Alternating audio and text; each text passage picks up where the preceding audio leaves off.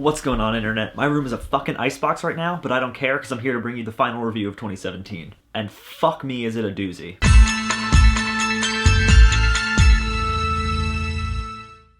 I love this earthquake. It was the best one I ever seen.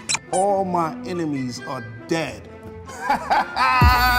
Hello, dispatch. I know you're awake.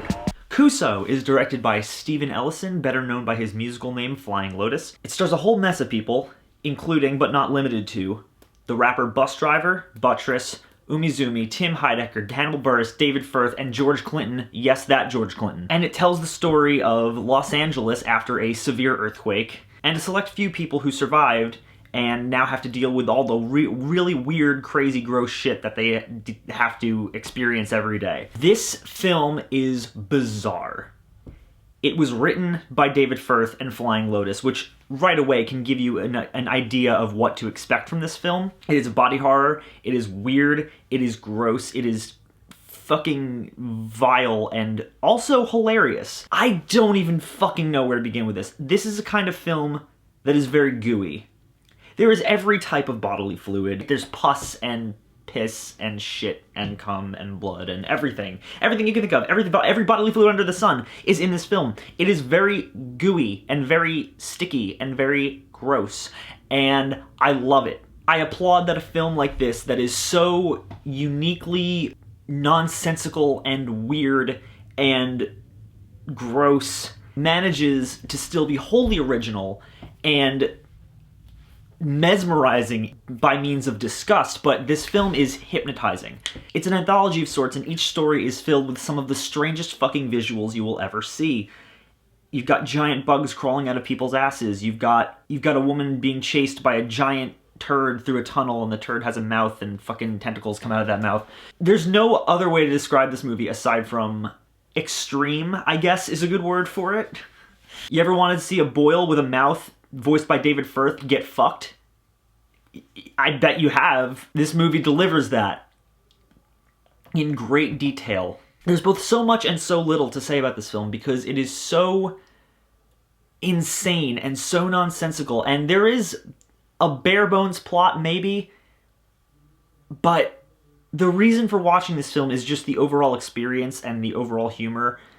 This is a very distinct brand of humor, and these visuals are things that I can't even begin to describe to you, and I would really just recommend watching it simply on the level of seeing all these really gorgeous, trippy animations that Flying Lotus and David Firth created, both as a means of separating segments, and also just adding a whole level of trippiness and fucking grotesque insanity to this film. It is kind of incredible how completely dedicated it is to presenting you with such absolutely vile imagery and such weird, hypnotically hilarious segments, while also managing somehow to deliver a fairly subtle message about racism and sexism and politics, full of really great performances that have no business being in a film like this that's meant to just be fucking asinine. I kind of love this movie. That being said, I'm going to acknowledge that if you don't have a specific sense of humor, if you don't like David Firth's humor, if you don't like gross out shit, if you didn't think The Greasy Strangler was funny, if you don't enjoy Adult Swim-esque humor, you're probably going to hate this movie. If you have a weak stomach, you're probably going to hate this movie because this is a film that's filled with all kinds of goo and all kinds of bodily fluids being touched and prodded and eaten and smeared everywhere. The sheer levels of insanity this film goes to is mind-blowing. It's really kind of incredible. And like I said, for those of you who have weak stomachs, and for those of you who can't tolerate, bodily fluids and all really just gross out humor, you're not going to have a good time with this. If you don't appreciate very dry David Firth-esque humor, you're probably not going to have a good time with this. I think this had a ton of walkouts at its initial premiere at Sundance.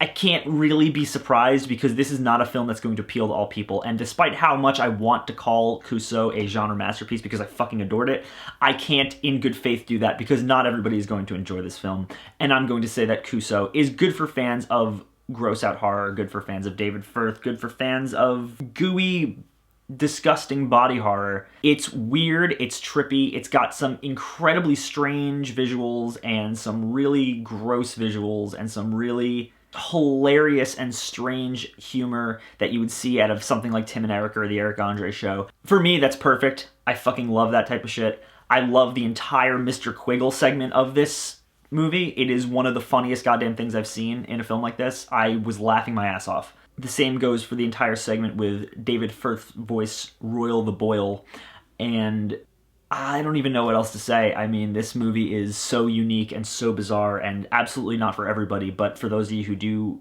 have a certain sense of humor, you're really going to appreciate this. It is fucking weird, it's fucking hilarious, and I loved it. And that's it for 2017, you guys.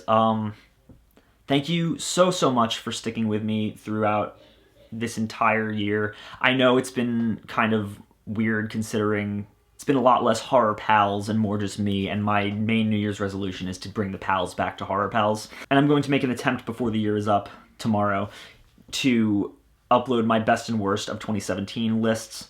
And above all else, I just really want to say thank you guys so much for sticking with this channel and watching and appreciating what I say and listening to it and disagreeing or agreeing or whatever it is you do.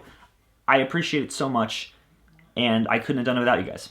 Thank you, and click down there and like and comment, subscribe. I